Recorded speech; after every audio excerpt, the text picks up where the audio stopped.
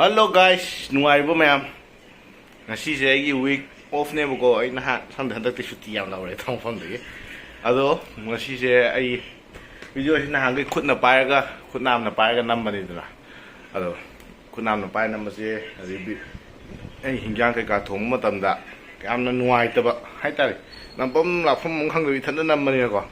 Da aina pot ama leire unboxing tau thuasi. Oi unboxing budi tawre. Si pot ne ko ai tripod stand tripod am lay rew ko yeng asi unbox tau thu si kamai tau ge ha ba ko yeng asi mam nei ra ge ya tek pa chi nei ra ke ko pot sa ke si smai na lay de si ni tripod ba ga nam ne ba si oi di ya ni stand tham ga nam ge si ya re si stand si yeng asi Angay number ay chaksaw ko pada number no item do. Hello guys. Hey, tawre ne pot se. Gasi kai thong sige aha won thong sa tha ya re. Father na number pa ya re. Adagi si photo kap ke ya re sida video se kano taw ge ko ke lo ya re bse.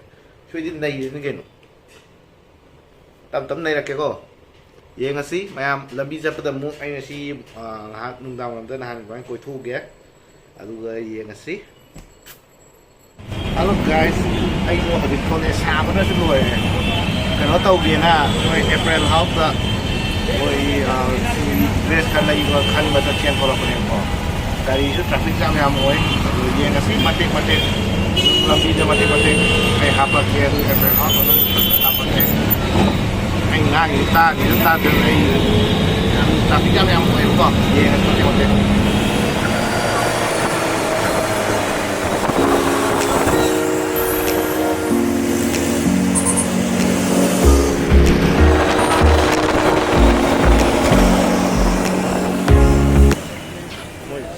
Probably for the Manung Changa ye.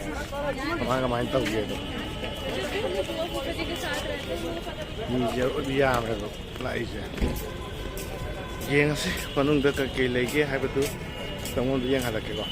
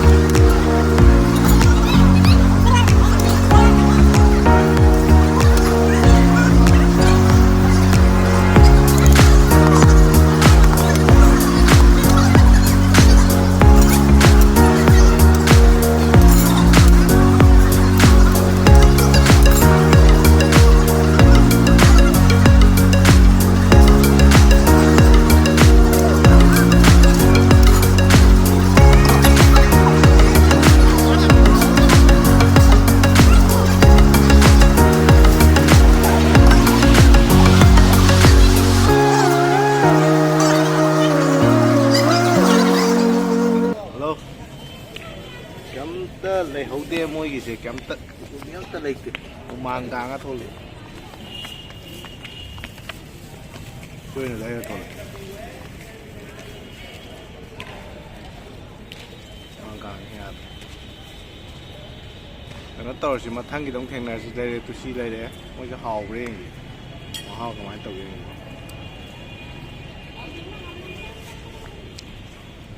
hào đó hào à mua cái à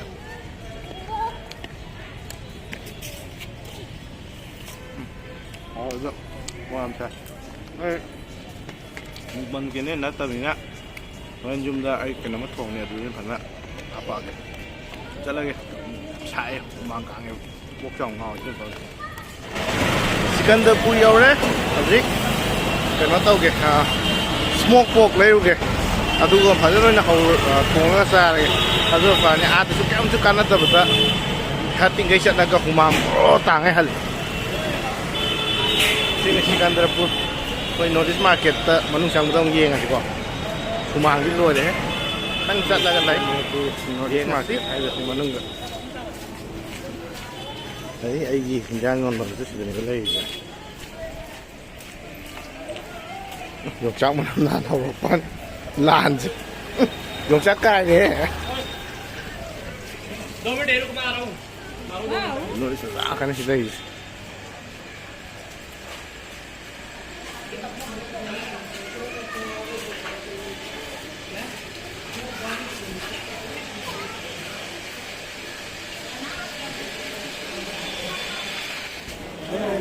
Ora, lagi dukaan, lagi pot album.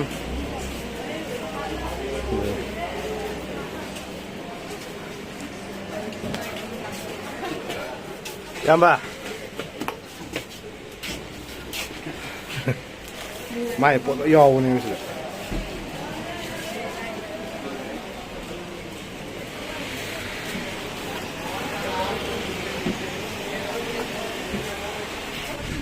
Jadi da leba gugan da leba sinawsing smoke pork adagi pork kumba lening ma leidi aigi yama sidi dum lawu biani ai description da magi number ja hapamge ko no to aigi disi dawrani na sigi silawni aduga pot sing ngadi ngatai yo bani nga yai ba kani nga su digi yen soibum ating mo gawe koran ngadi pot si loi lai na ayama je si je mai nak ta dum lag ya ne từ mai chúng ấy đây là cái gì đó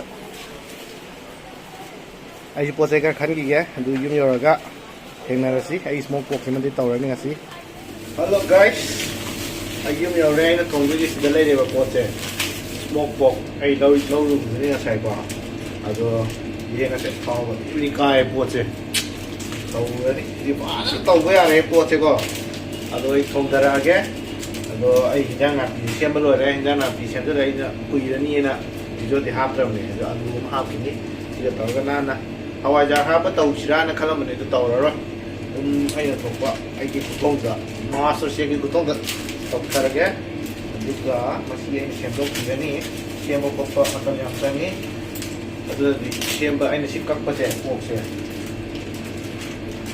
พวกที่เนี่ยเลยใช่ป่ะdari si kenoyau ya di sini masalah risau tu dia buat kamu berah kalau si juga orang kata lupa sohum ni je nangis lo iya nasi ya kalau tahu lagi kalau thongam gai siam ko kudu di ai thong ka ba ge iya nasi ya ini dari si kawan pusu ona tanazin era me derani kau sarang na ai di jira sik tan kara kan ngai ba ada jirahan kan ngopi ini aina klik satu gol pote juga logik nang ini mu tanam ini thale thale ni ini thale thale ni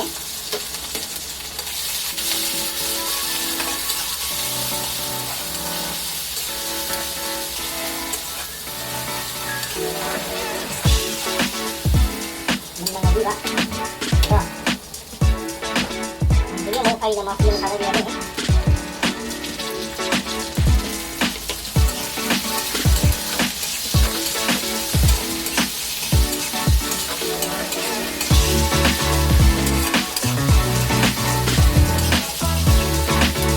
Tahu.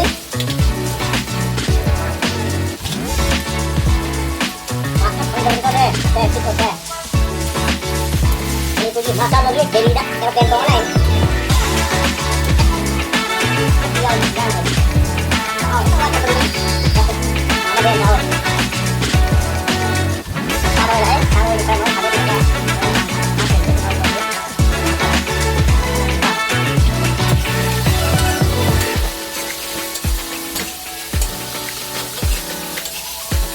Malam sila tatalipot eh.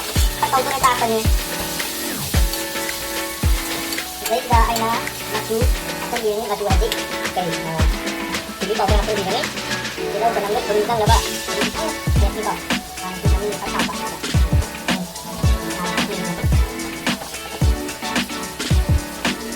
Ini tak ada musim apa benda. Kuat eh.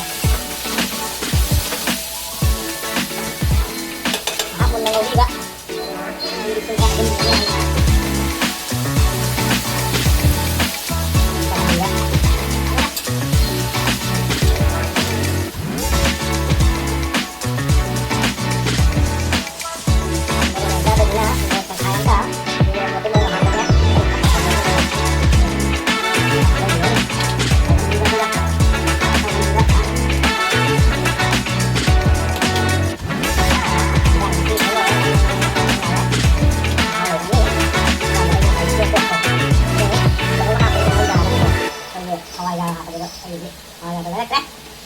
ꯇꯥꯡꯉꯤ ꯑꯗꯨꯅ ꯑꯗꯨꯝ ꯂꯣꯜꯂ ꯇꯧꯔꯛꯑꯒꯦ ꯈꯥꯡꯁꯤꯗꯤ ꯈꯔ ꯊꯤꯔꯦ ꯅꯣꯏ ꯅꯨꯄꯥ ꯂꯩꯕꯅꯤ ꯃꯋꯥ ꯂꯧꯗꯦ ꯀꯔꯤꯒꯤ ꯈꯥꯡꯁꯤꯗ ꯂꯩꯔꯒ ꯃꯥꯂꯦ ꯉꯥꯗ ꯄꯥꯛꯇꯤ ꯄꯥꯛꯊꯟꯒꯅꯤ ꯑꯩꯗꯤ ꯊꯝꯃꯒ ꯊꯣꯛꯄ ꯂꯩꯕꯗ ꯇꯧ ꯌꯣꯛꯄꯗ ꯇꯧ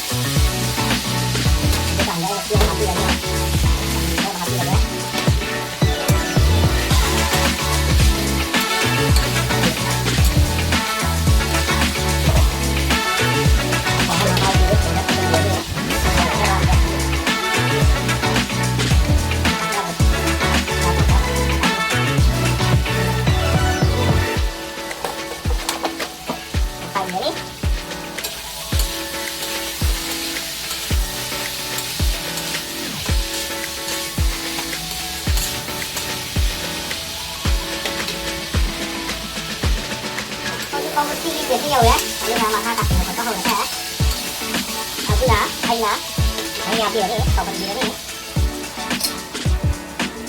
bỏ tao còn gì nữa đi một cái thằng là đây rất là video làm một cái video rất là hay rồi đấy làm bằng những con phần gì hoặc là YouTube phải đi sang video YouTube đúng như là nó cũng có một cái câu đó thì nó này đó có hỏi thang lại em ơi nhưng mà tôi cũng phải nói cái này tầm đó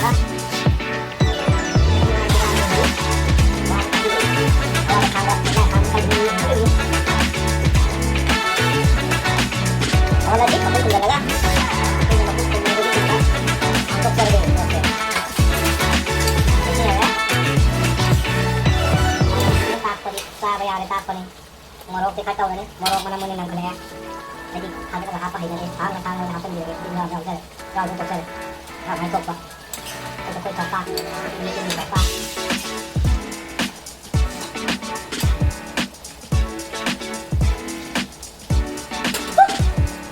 sai boleh jadi yang nasi pot di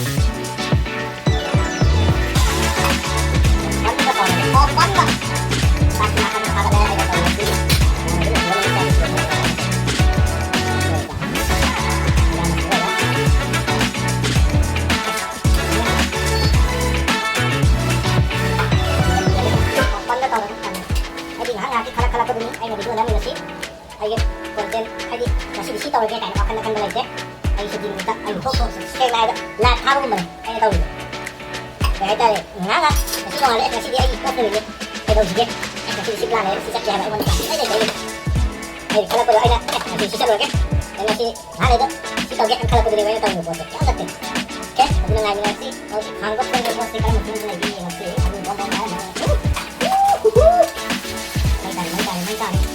mấy cái này nó gì đi hay đấy sao bây giờ đấy có gì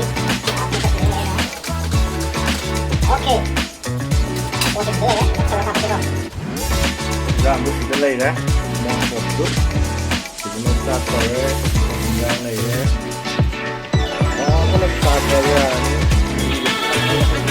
không bị phạm rồi ra mình muốn thay cái đó nó chỉ là cái sát sự tại ở mình có viên là thích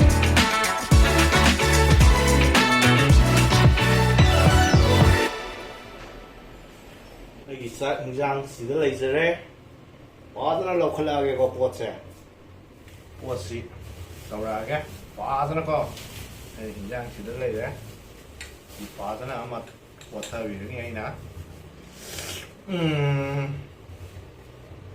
와타르게 hay là tức là thay cái ăn máu yên kìa chỉ đây là một cái vào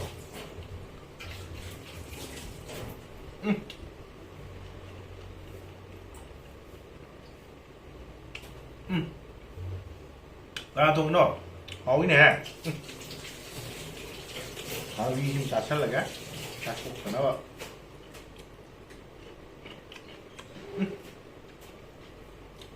Quá là hồi á. Cột chạy.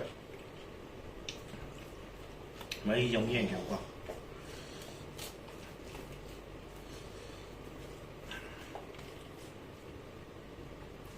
Sa, đi cái chi luôn đúng không? Thật nên là thật, sa nên là sa.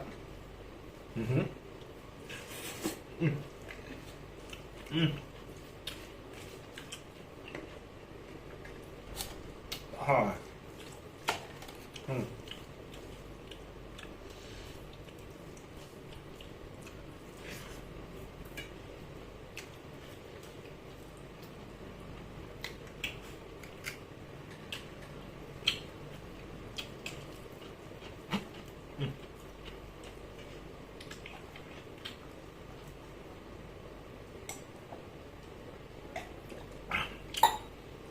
Đó hầu đấy mẹ em và thay vì video đó đóng tiền là sẽ tâm nó xem upgrade rồi cái cái sound microphone lấy gì để cái cả table chắc sao rồi u từ nó thấy gì em mà khác làm cái dây vậy rồi table mà sao ngoan mà này thì mẹ chú u như thế nào thì cái light nó tâm xem upgrade rồi cái mà xí rồi là đi mẹ em cái này xí sao không dính ra thôi cái rồi cái này xí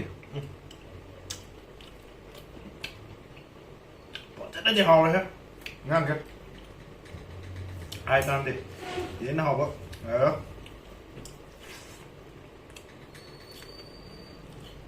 masa kali đó masa làm tăng nhau đó cùng hay đã đâm hả bởi mấy em thì cái này chứ ở thằng cái video ngày bây giờ mà adubu anh à nó mang được hai cái I 1K subscriber yauबदा giveaway achौबा अमा लैको अदुदि winner di kanano oigani tamba ngamde yengasi bye bye subscribe tauba like tauba comment tauba kaubinu asi di kainarasi mathang video dong thengnarasi